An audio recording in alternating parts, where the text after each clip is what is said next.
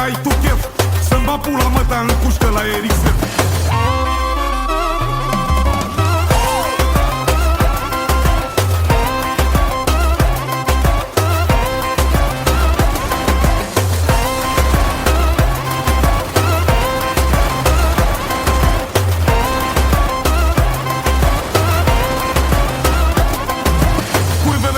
Acum toate pe TikTok nu mai vor pulă la stradă, vor să fie top.